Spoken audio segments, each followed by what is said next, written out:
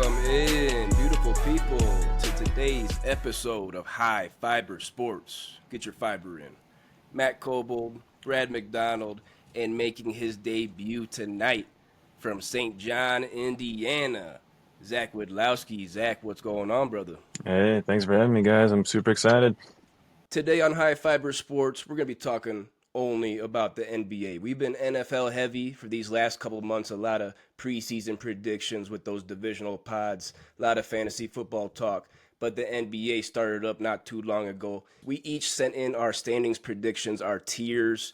We labeled them in the championship contenders, your playoff teams, your play-in purgatory teams, and then your basement shit-sniffing teams. We wanted to find some differences, some discrepancies of where we are at. But first, let's talk about some similarities real quick. In the East, all three of us had the Cavs and Knicks 1-2. We each had the top two there the same. All three of us have the Magic and the Hawks in the playoffs. All three of us have the Bucks, Raptors, Sixers, and the Bulls in the play-in. And all three of us have the Wizards and the Nets sniffing shit. Over in the West, just like the East, we all have the same top two. Thunder and Nuggets 1-2. I want to see that series in the playoffs again. All three of us also have the Rockets in the playoffs, picking up KD. A lot of length on that Rockets team, my goodness. And all three of us have the Suns, Blazers, and Jazz clogging the bottom of the toilet. Let's find some teams here where we had some of our biggest mismatches. For me and Zach, looking at the Boston Celtics here. Zach, tell me your thoughts on the Celtics this season. Why are you so high on them? Well, I don't know if I'm high on them, but I definitely think they're making the playoffs.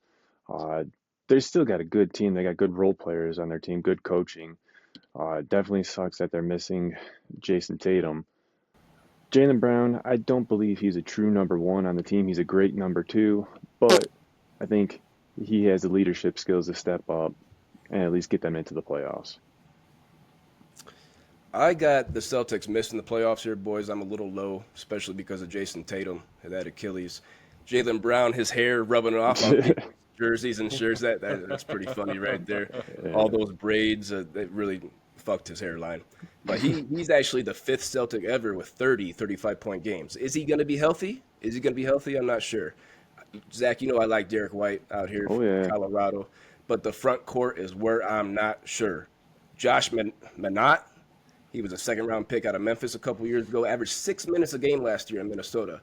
And their starting center, Neemias Queta, also a second-round pick a couple years ago out of Utah State, had 6 career starts through his first 4 seasons. That front court, no way. Backup, Sam Hauser, Luka Garza, Chris Boucher, not getting it done for me. Not enough size, not enough presence on the interior. Jaylen Brown's not big enough to play the 4. Size still matters. I think the Celtics missed the playoffs here, Zach. Brad, I know you're agreeing with Zach, though. You got the Celtics in there.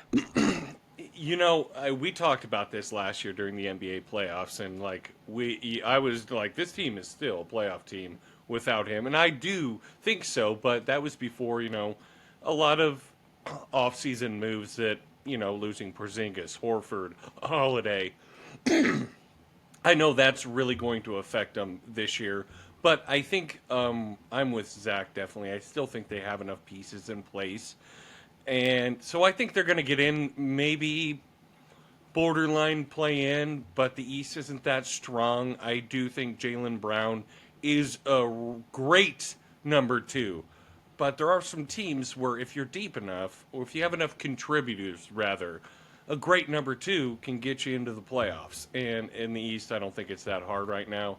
So I'm definitely leaning towards Zach. I would put him as anywhere from a 6 to a 10 seed, probably getting in there. But I wouldn't be surprised with the coaching they have there if they ended up, battling for home court by the end of the year. They could outplay what their talent level that we foresee right now. But I have to comment on one thing you said there, Matt. Oh, really? It was Brown's braids that lost his hair. That must have been what happened to me, too, all those years of my dreadlocks. And that's where it went away. I'm glad that you finally told me what caused this. I appreciate it.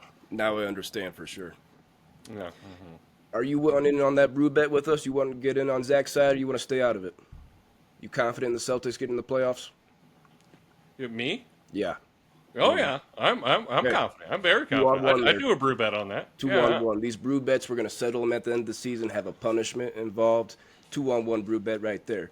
Second team we need to talk about this evening is the Dallas Mavericks. Brad, tell me why you've got some expectations, some positive expectations for the Mavs of this season.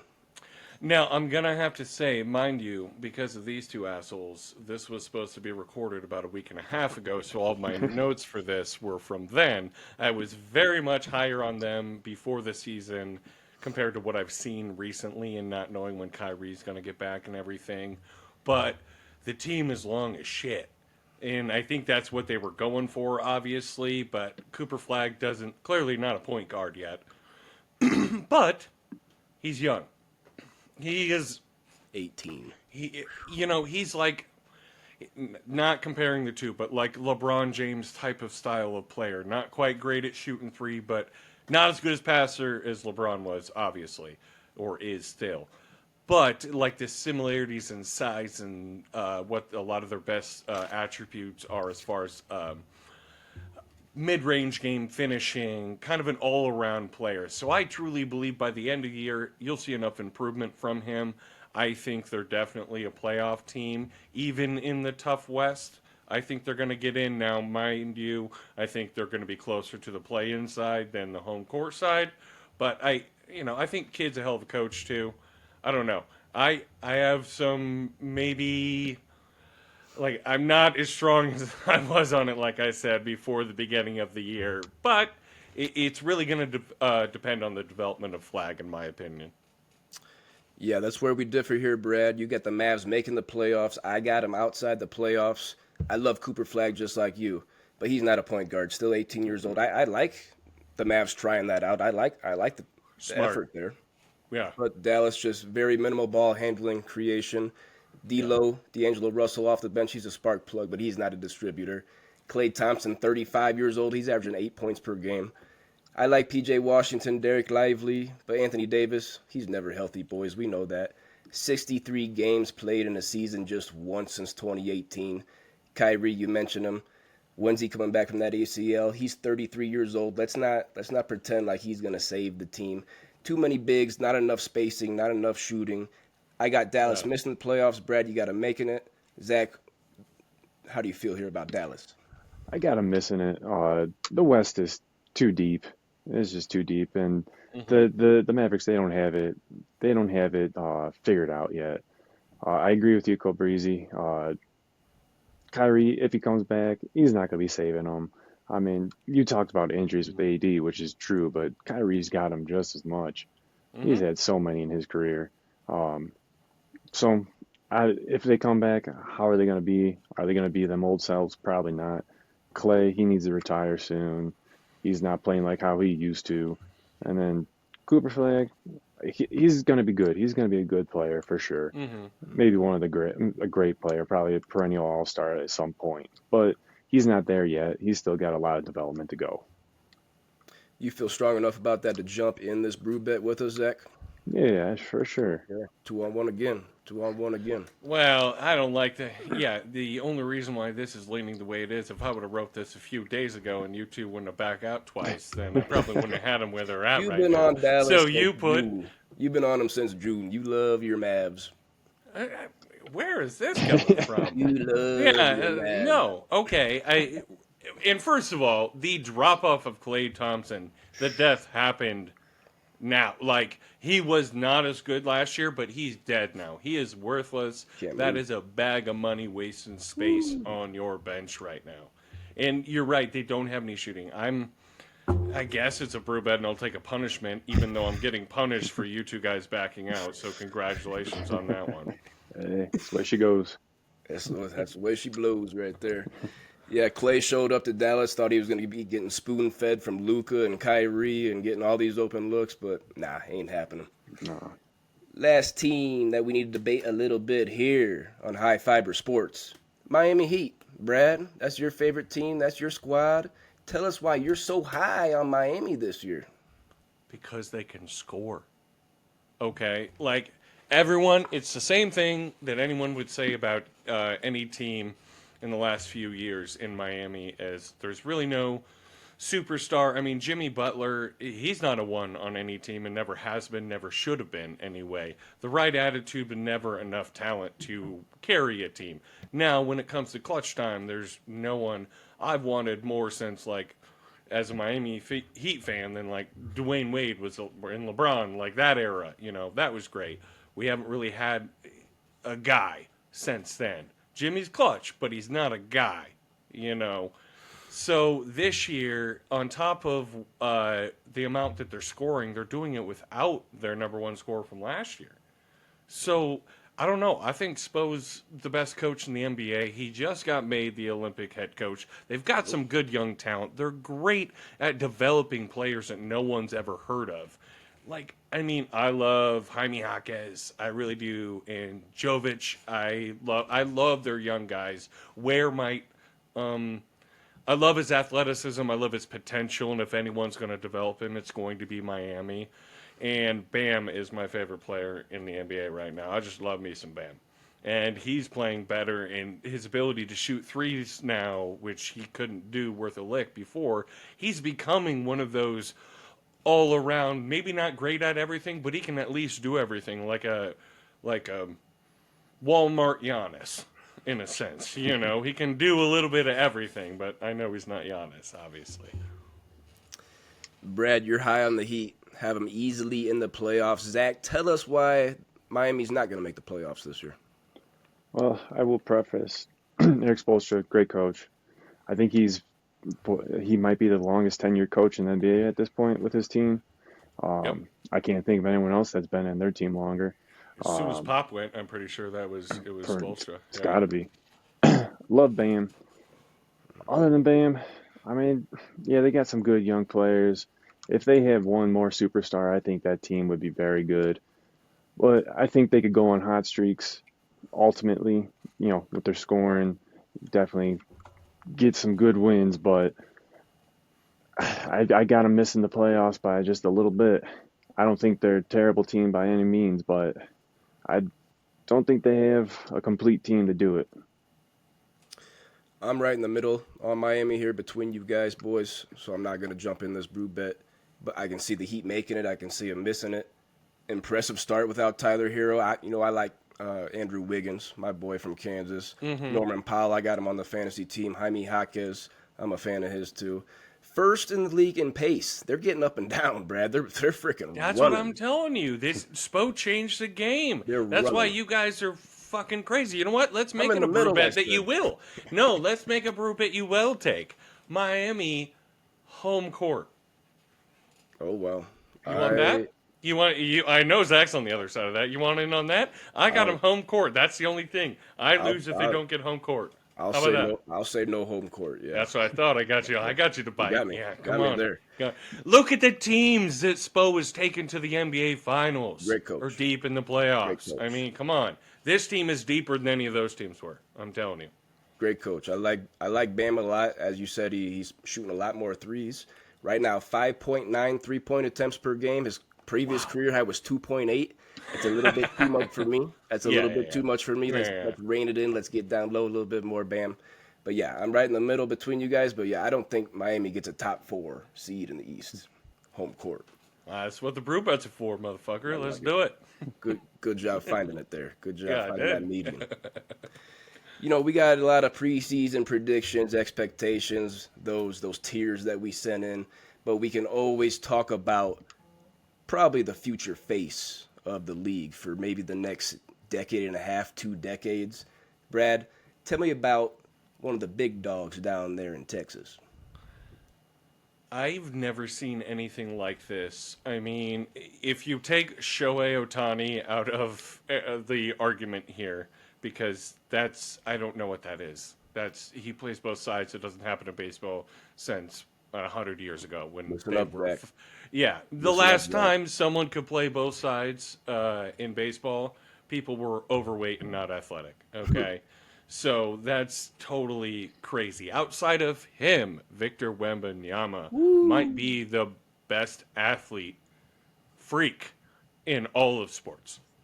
Okay, this guy Also, on top of everything, Rookie of the Year, Defensive Player of the Year, all the accolades he's gotten, he grew 2 inches in the offseason, which is what I tell all my exes. The only difference is it's about height with him, and only one of those is true.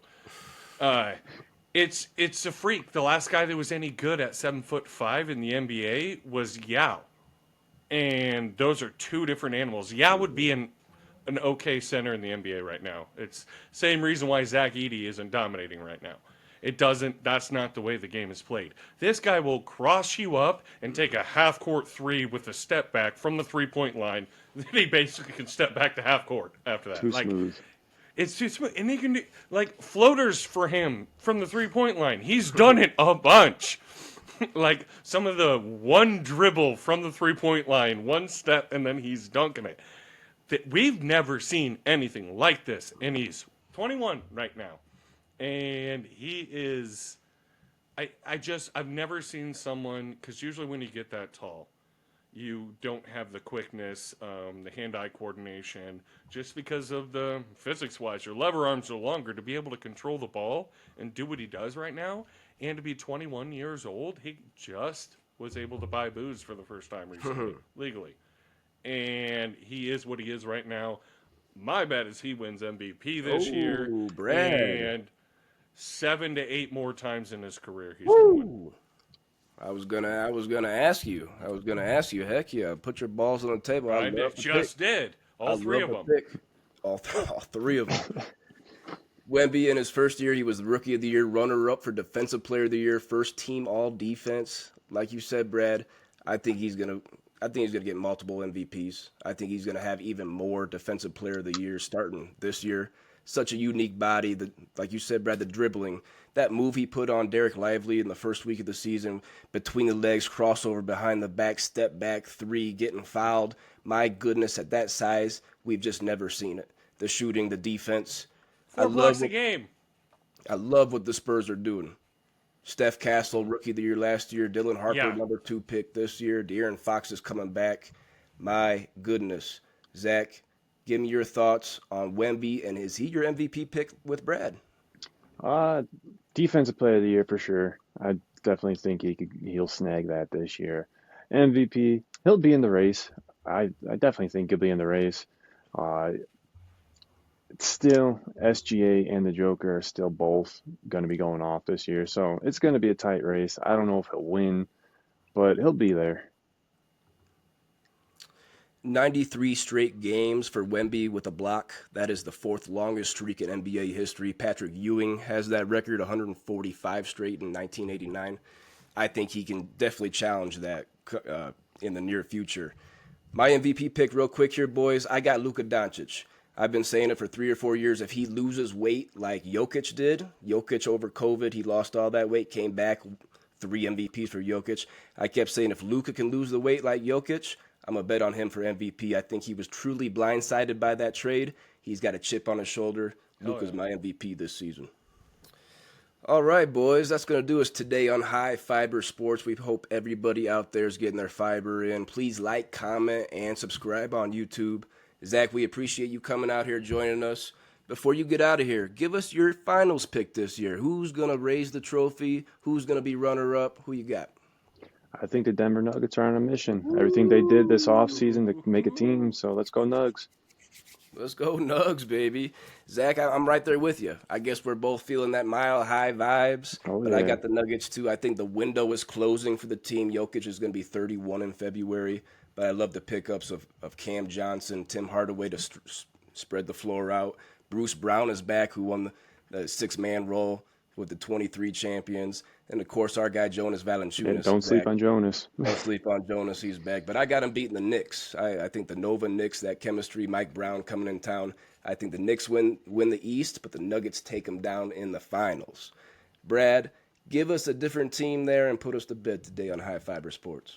Oh, boys, here's where we're going. I'm going crazy, but I'm going to be right.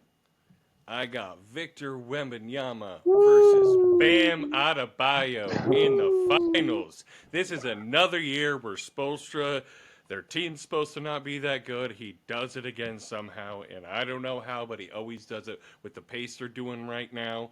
And the way the Spurs are playing right now, and Fox isn't in. Just wait. Just wait. That team is going to explode. And Victor Wembanyama is Spurs win. Wembanyama MVP. That's how I see the season ending.